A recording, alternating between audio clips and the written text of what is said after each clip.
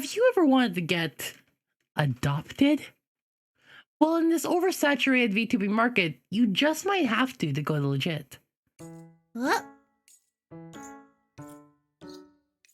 So, there's been this trend of agencies that kind of pull in existing people to fill in the ranks.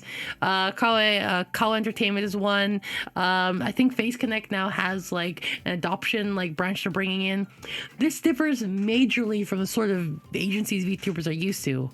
Hololive and Nijisanji in particular regularly have auditions, which subsequently leads to them graduating and rebranding as a completely new entity, yada yada.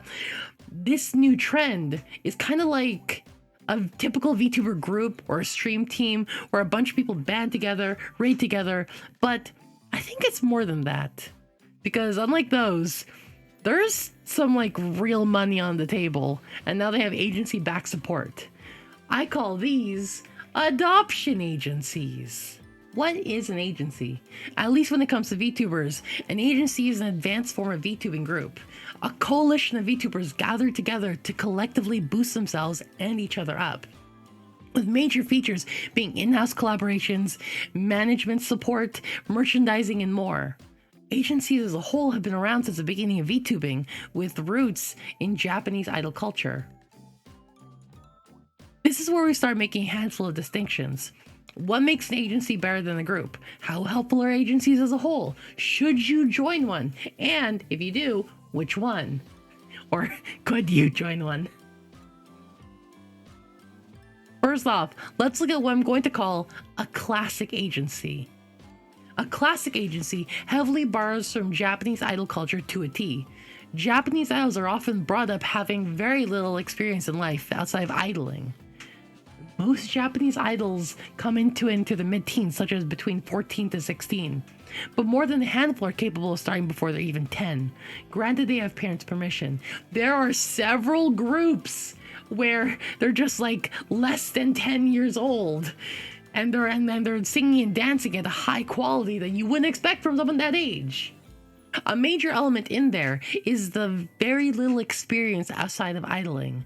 It's in here that classic agencies tend to borrow the born sexy yesterday trope, where a fully adult consenting woman is there for your enjoyment, but has very little life experience. Allowing the viewers to shape them and the culture around them is something appealing for viewers.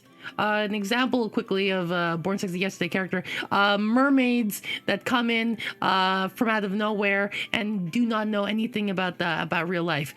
There was that one Disney show where a princess comes from another world. It's kind of like an isekai, but where they don't really know things, but then they get shaped by someone that they meet there. Anyways, this occurs in classic agencies due to the fact that these VTubers play the part of folks that have never streamed before. Of being special creatures and mythical beings that just discovered the internet. Listen, you know it's bull. I know it's bull. But the kayfabe, the acting, that blurs the line of reality, makes you believe into the narrative being shared. New viewers love being part of the debut experience. They can ask questions, prompt engaging responses, and help shape the culture surrounding the fandom around a newly debuted VTuber. Affecting the VTuber and growing with the audience is one of the number one things that really appeals to the VTubing side of things. Or it's part of the experience. Anyways. How many times have you heard someone proudly say they were there from the beginning, or they were there when it happened? It's a point of pride, and it's extremely fun to engage in. Classic agencies often only choose those that have experience in content creation, meaning much of the naivete is false. That plant girl that said she never touched a PC in her life before likely used it to shop on Amazon just a few hours ago. But the kayfabe, the reality we've chosen to substitute as our own, wants us to believe in a funner, sillier, more magical world. Strong examples of classic agencies: Hololive, Nijisanji, with very few exceptions. I'm looking at you, Suisei. I'm looking at you. Many agencies from Japan follow the classic, this classic style of agency. That's just how it is in Japan. And that ends up bleeding over into our current life into our current environment because of how much influence there is from Japan. Adoption agencies, on the contrary, completely eschew that the Japanese route of redebuting completely new characters. Compared to a Japanese idol agency, they act closer to American ones. They make contracts with those that have already shown promise in content creation, but pull them in wholesale as they already were. The strongest examples of this are Vshojo. While Iron Mouse and Treya, Nyanners, Melody, Silville, and Fruit were all well known in their own rights, each independently successful, their popularity collectively skyrocketed when they coalesced. Somewhat like how the Power Rangers or Magical Girls are strongest when they're combining their powers together. As Vshojo, they were able to not only merchandise at a speed and frequency unseen before, but their appearances at various conventions just exploded as well. Offkai, Crunchyroll, Anime Expo, and many more were all clamoring to have Vshojo on. Why? Two major reasons. 1. Legitimacy and single point... Wait, that's both of them. Legitimacy and single point communication. Having an agency behind you, an effective company, makes it easier for organizations to treat the group as something that is accountable. Furthermore, any issues that need to be resolved is often done through the manager or the head of the agency. In that manner, that can easily be spread across the entire group due to internal communication lines. It's far, far easier for Anime Expo to talk to a single manager than 6 independent VTubers.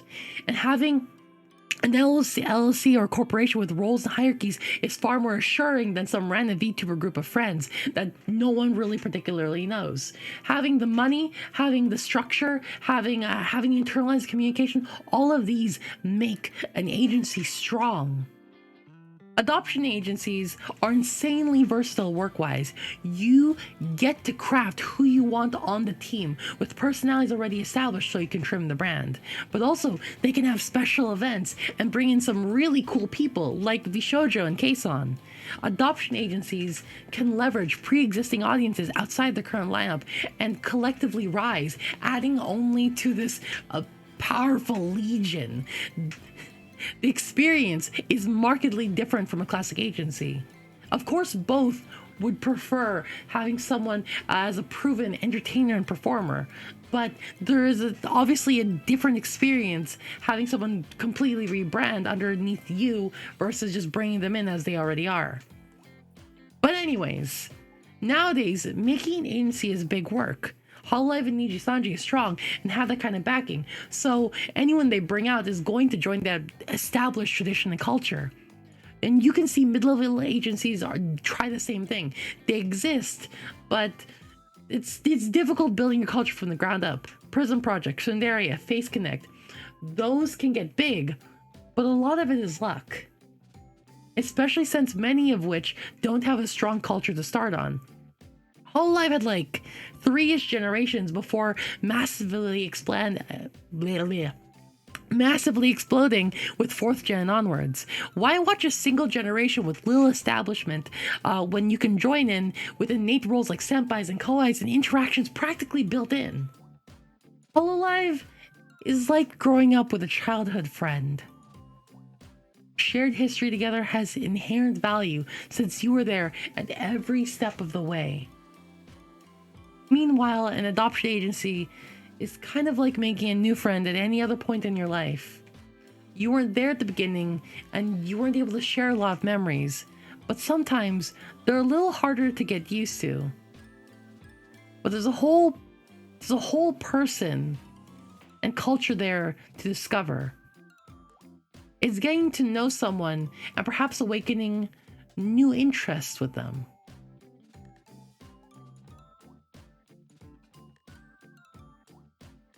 Adoption agencies tend to feel a little bit more disconnected, sure, since there's no pre-established tradition early on.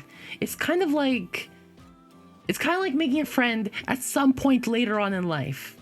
It's kind of like your parents just plopping you next to their friend's kid, being like, okay, you two get along now. However, the versatility and the power to just bring in talents is insane.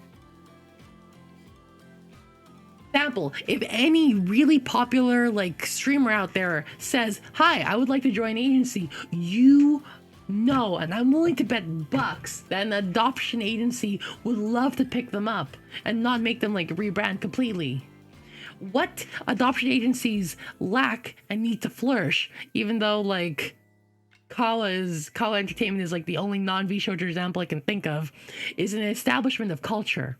I.e., they may need to make their VTubers collab and play nice even more and more and more and more and more and more and more and more until they're like, wow, we understand how they're all like together.